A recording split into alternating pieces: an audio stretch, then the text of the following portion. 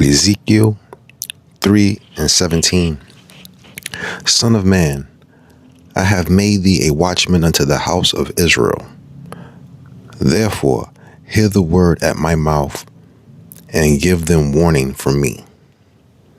Kahalo Yahweh, Bahashem Yahweh Shai, Bahashem Rakha Radash.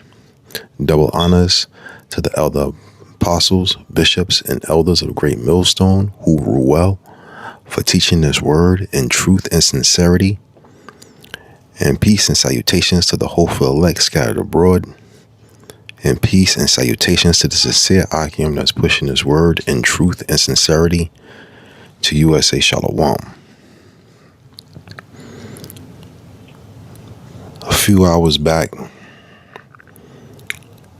there was an article that came across my screen, and it read, Iran Intel hijacked major U.S. bank, airport, and software networks.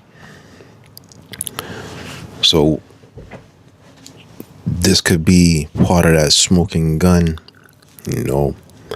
that Babylon is going to use, something that Nero and them tiny tops could use to further push their agenda, as far as that CHIP is concerned. The article reads, federal prosecutors and intelligence agencies have linked Iranian state-sponsored hackers to intrusions targeting a major U.S. bank, airport systems, and software networks. Part of a pattern of cyber campaigns directed by Tehran's security apparatus. The operations attributed to groups operating under Iran's Ministry of Intelligence and Security, MOIS, and the Islamic Revolutionary Guard Corps, IRGC, used spear phishing, brute force, and credential theft and ransomware to penetrate critical American infrastructure.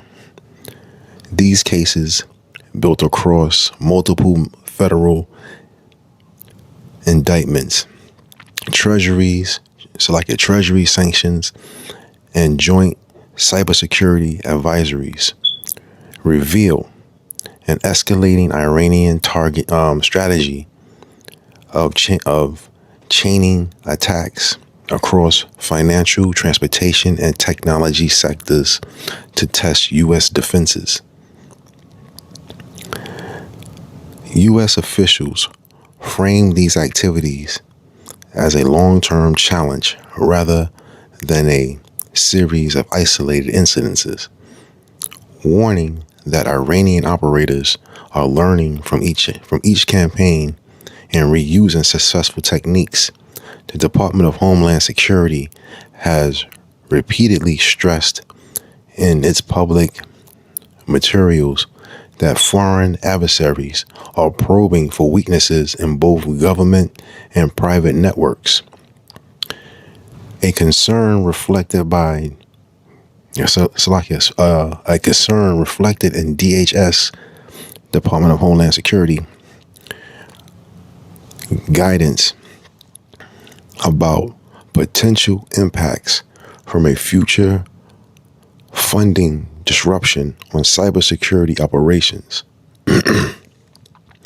Against that backdrop, the Iranian campaigns stand out for their persistence, their focus on critical infrastructure, and their blend of espionage, disruption, and financial motivated crimes.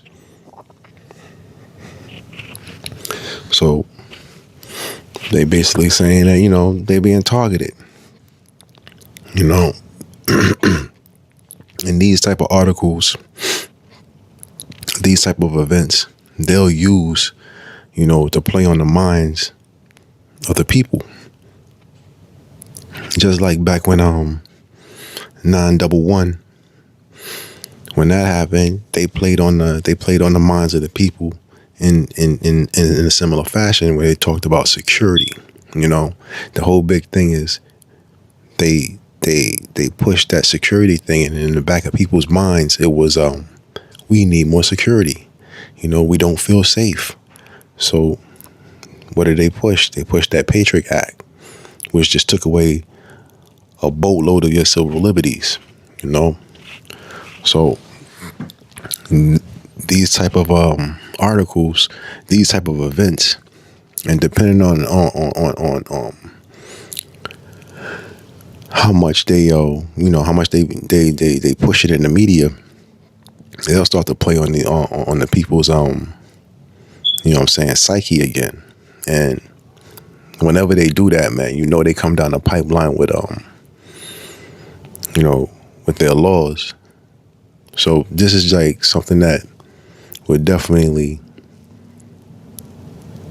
sway their opinions and pushing forth their digital system much quicker, much sooner, because all in the guise of we need security for our banks, our governmental infrastructure and things of that nature. So, but you got to understand, there's attacks on these infrastructures constantly, every day, pretty much all day. And that's why you have updates. That's why you have IT teams and cybersecurity and networking that find those loopholes and fill them. So it's always going to be like that. Even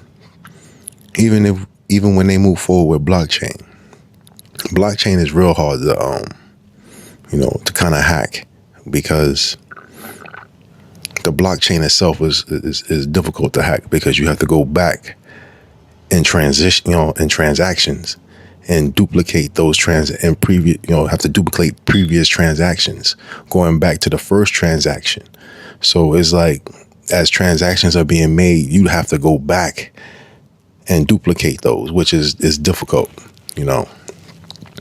What they have hired, the Babylon's government has hired hackers to infiltrate that and penetrate that. So they can pretty much control that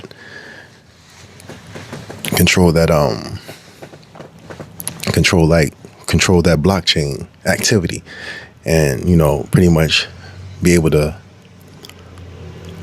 just pretty much control it, because if you can hack it, then you can control it. So these are all, like, to me, in my experience in dealing with tech work and watching how blockchains move, this is really nothing new. Every day you get these type of attacks.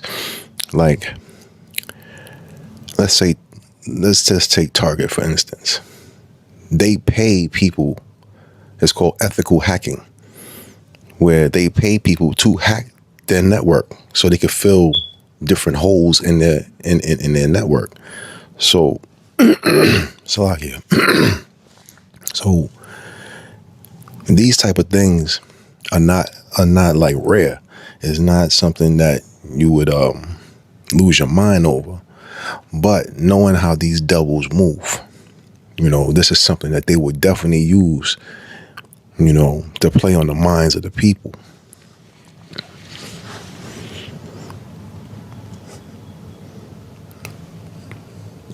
Let's see. This is Joel 2:1. Blow ye the trumpet in Zion, and sound an alarm in my holy mountain. Let all the inhabitants of the land tremble, for the day of the Lord, Yahweh Bahashem Yahweh Shai, cometh. For it is nigh at hand. So this is what we are to do. We are to be watchmen unto Yahweh Bahashem Yahweh Shai, and alert the people, alert our people that the day of the Lord is coming. And we're moving faster, we're moving closer into that time that the Lord will revisit this place, and set forth his judgment. So blowing the trumpet is part of that alert. And this is just another incident, where the trumpet has to be blown, because things like these type of activities, they could definitely use in order to push forth their wicked agenda of sea-hipping everybody, even though, we have a little ways to go, but these type of incidences is letting you know what time we're in and where we're headed. I'm gonna go back and read some more on that article.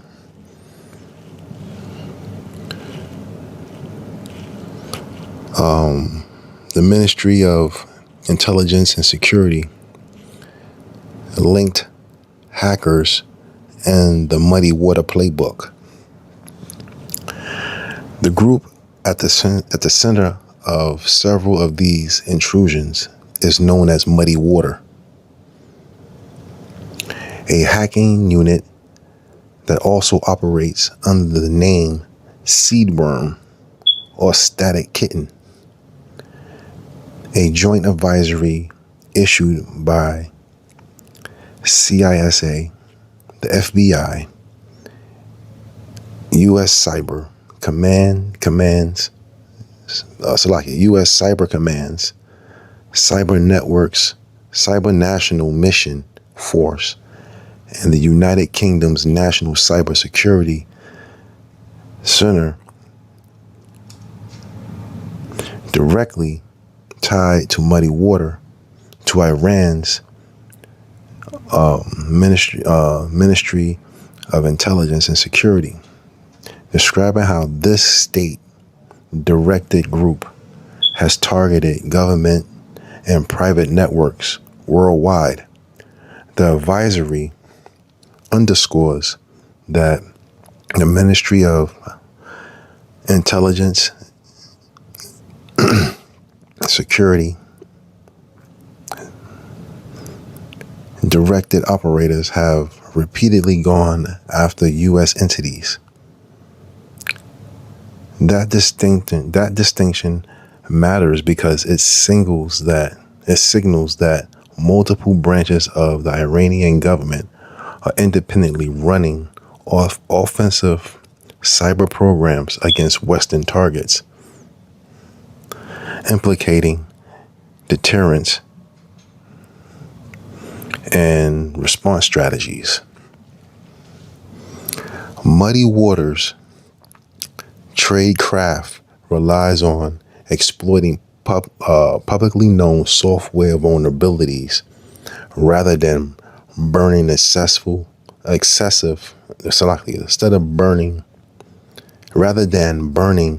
expensive zero-day exploits. A cost-effective approach that lets the group scale operations quickly. The advisory details how the unit combines the exploitations with living off the land techniques, meaning the hackers abuse legitimate system tools already present on victim networks to avoid triggering security alerts. The layer and custom malware families and persistent methods designed designed to maintain long-term access even after initial detection. This combination of cheap entry and durable footholds makes muddy water effective against organizations that patch slowly or lack continuous network monitoring, which describes a significant share of U.S. critical infrastructure operators and mid-sized enterprises. So basically, these people are not on their job. That's what it's saying. You know, they'll throw some malware, mainly through phishing emails, man, and you guys silly people that'll open them shits, you on the job and you get an email telling you that you won a prize. Come on, man, that shit is stupid. It's a silly, it'll be some silly nonsense and people will go for it. You on the job, you on the job's network, you on their secure network. It's not like you on your phone or you at your house and you talking about you won a prize. Even still, you should know better than that. So it's like it's simple little things like that. And then you have people that's not on their job, sitting around talking shit and eating donuts and drinking coffee and playing with their phones while they're supposed to be monitoring certain aspects of their network. So this is basically like neglect, when you start really thinking about it. So when these entities are being hacked or being targeted, it's because they're not on their job. And then your employees also would have to be on their job. So when they get anything suspicious that pop up on their, within the email or on their computer, they're supposed to go ahead and alert their IT team so they can go ahead and fill that patch, find the loophole and fill it.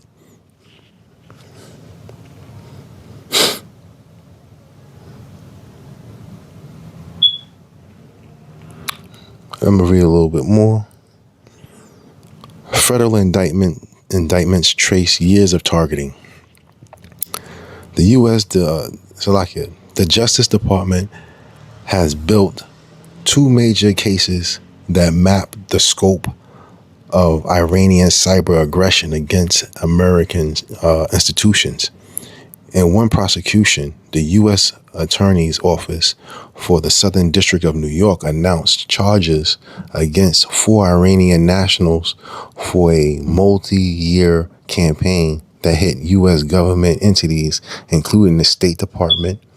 According to the indictment, these alleged MOIS, the Ministry of Intelligence and Security,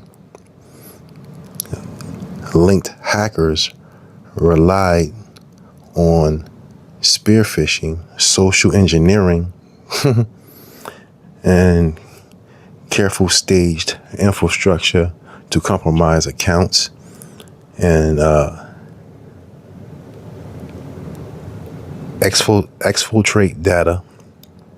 Prosecutors described a methodical operation built on reconnaissance of targets, impersonation of trusted contacts, and the use of proxy servers and domains registered under false identities to hide the origin of the attacks.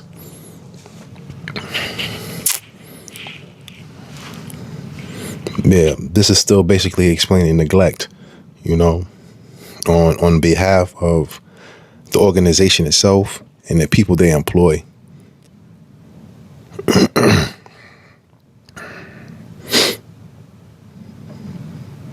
The use of proxy servers and domains registered under false identities.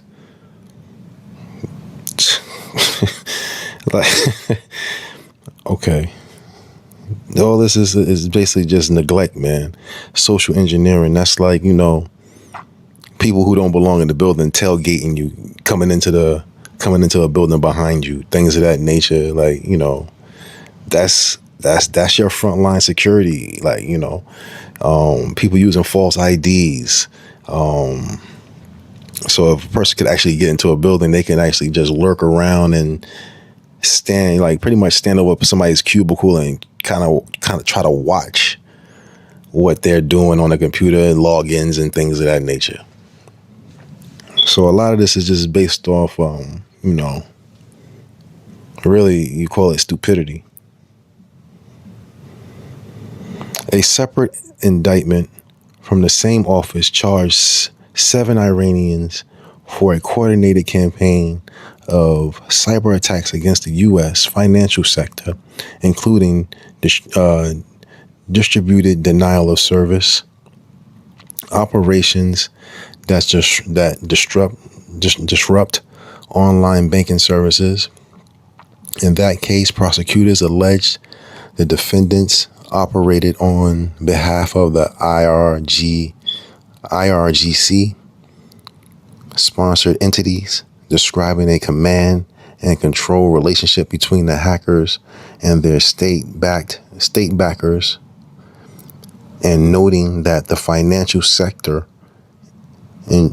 intrusions were part of a broader effort to retaliate against U.S. sanctions. The financial sector targeting is directly relevant to the major bank intrusions described by all officials. The indictment established that Tehran has treated American financial institutions as priority targets for years, not as incidental victims, and that it is willing to disrupt consumer-facing services to send political messages. So the next part of the article goes into ransomware and brute force attacks on the infrastructure. It basically saying, let me go ahead and read it. Beyond espionage and service disruption, Iranian cyber attack actors have moved aggressively into ransomware, a shift that blurs the line between intelligence collection and financial extortion. The U.S. Treasury Department sanctioned IRGC affiliated cyber actors for their role in ransomware activity and network compromises affecting U.S. systems, noting that these designated individuals and entities targeted critical infrastructure and public services. The sanctions designation confirmed that Iranian malicious cyber activity was reaching American networks with real operational impact, not just probing for intelligence, but encrypting data, locking systems, and demanding payment in cryptocurrency, sometimes while also stealing sensitive information for possible future leverage. At the same time, joint advisories from CISA, the FBI, and the NSA, alongside international partners, have documented how Iranian cyber actors used brute force and credential access techniques to compromise organizations across multiple critical infrastructure sectors. One such advisory describes how these operators conducted persistent password guessing, password spraying, and exploitation of exposed services to gain footholds, warning that brute force campaigns were succeeding against organizations with weak authentication and incomplete logging. Brute force attacks are blunt instruments, but they work against systems that rely on single factor logins or reuse passwords across services. And once a foothold is established, the same actors can pivot laterally into more sensitive operational technology environments, such as airport control systems or software built pipelines.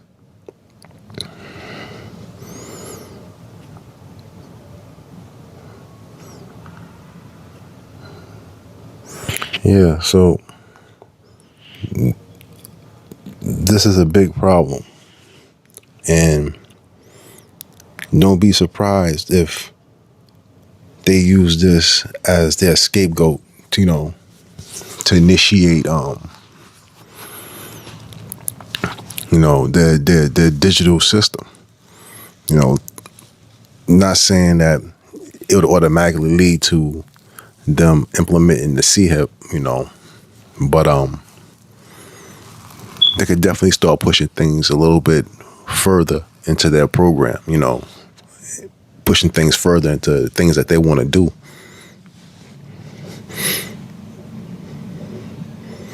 So once again, we are to stand upon our watch, and this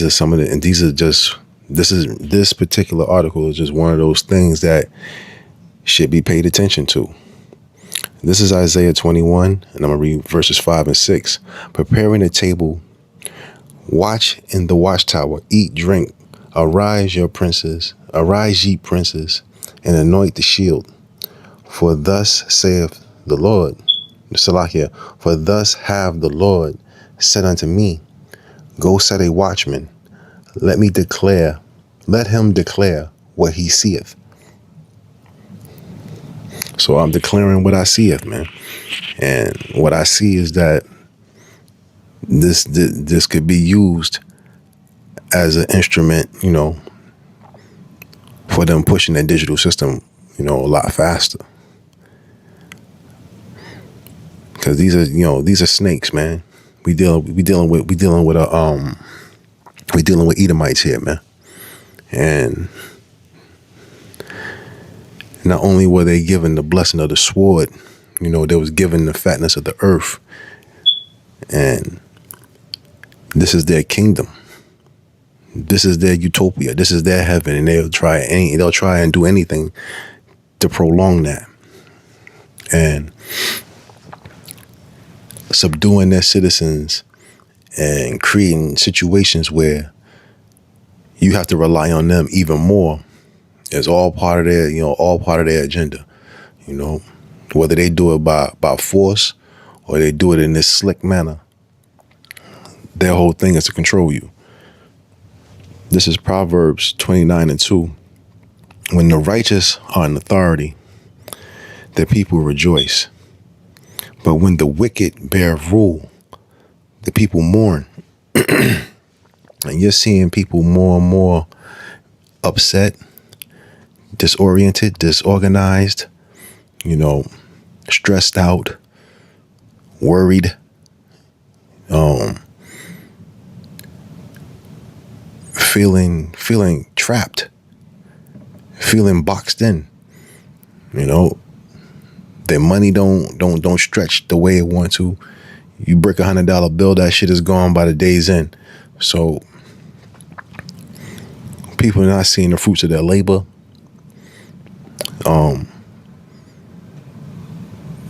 All these top banking families, all these multimillionaires that deal with these different governments and governmental entities, the people who get their orders from them, those wicked elites, top governmental officials and things of that nature, all these top people,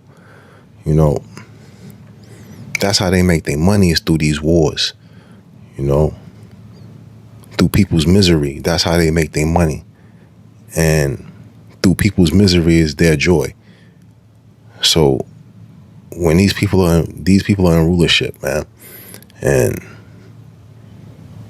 the people that's under them that they're governing over are feeling that pain, man. They're feeling that pain that they're administering to them. So when the righteous are in authority, the people rejoice, and these people are wicked, so that nobody's rejoicing. Everybody's mourning, but there's gonna come a time, and it's coming soon, when the Lord Yahweh Bahashim Yahweh Shai makes his return and take Esau and these heathen nations out of this ruling seat, man. The world will be governed under righteousness, and you will see the people have a sigh of relief. This is Isaiah 10:1. Woe unto them that decreed unrighteous decrees, and that right grievousness which they have prescribed. This goes right into the previous verse. Goes right back into Proverbs 29 and 2. So the people are not happy. They're not happy with the outcome of what's going on in Iran. They're like Babylon and them small hats, them imposters in the land. They're trying to bully the world, through their policy, through their violence, through their lies, through their deceit. And it's only a matter of time before the world, turn their back on them. It's only a matter of time before the beast hate the whore. This is Amos 3:6. Shall a trumpet be blown in the city, and the people not be afraid? Shall there be evil in a city, and the Lord Yahweh Bahashim Yahweh Shai have not done it? So this is all the works of the Most High, Yahweh Bahashim Yahweh Shai. This is his story. This is how he wrote it, and this is how it's playing out. We just playing our roles in this movie that's being in this movie. We just playing a role in the Most High's movie. So what we're experiencing is the work of the Most High, Yahweh Bahashim Yahweh Shai. He creates good and evil. So we're watching the Lord's perfect balance play out.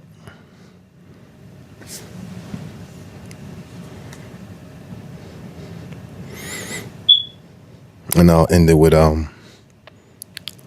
Isaiah 62:6-7.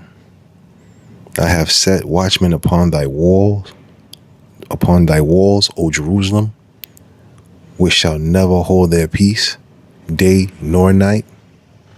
Ye that make mention of Yahweh, Bahashim Yahweh Shai, keep not silence, and give him no rest, till he make Jerusalem a praise in the earth. So our job is to stand upon our watch, keep calling upon the name Yahweh and his only begotten son Yahweh Shai to get us up out of here, destroy Babylon, get those imposters out of our land, so we can run so a righteous kingdom can be ruled here on earth. And with that, I'm gonna say, Call Halal Yahweh, Bahashim Yahweh Shai, Bahashim Rekach Radash, Abad Babor.